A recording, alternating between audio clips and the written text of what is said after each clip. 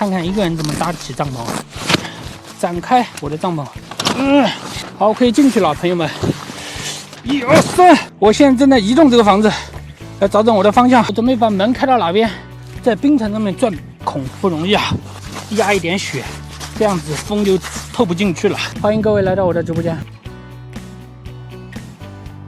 又是3条，不想要这个鱼。